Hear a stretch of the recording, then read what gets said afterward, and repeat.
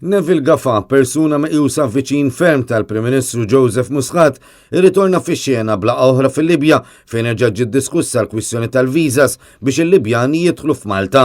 Dan minkejja li ftit ta' snin ilu u kien tkeċċa mid-deputat Prim Ministru Ministru tas-Saħħa Chris Fern wara li nqabad jieħu flus għal viżas mediċi li eventwalment ma kinux jingħataw lil min ikollu bżonn il-kura.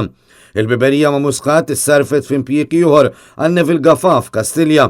Madankollu l-pożizzjoni tiegħu qatt ma ġiet spjegata mill-Gvern aktar xaxu qrib ferm anke ta' Chief of Staff tal-Prim Ministru Keith Schembri.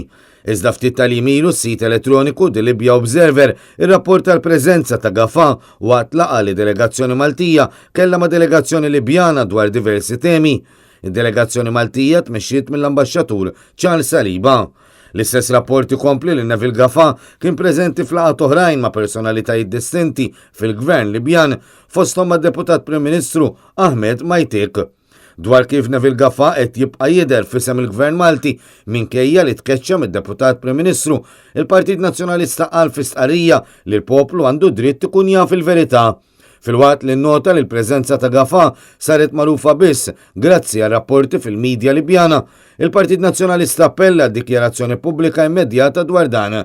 Dan kif ma jistax ikun li rapporti diplomatiċi mal-Libja jittapnu minħabba dan l-aġir inkorrett.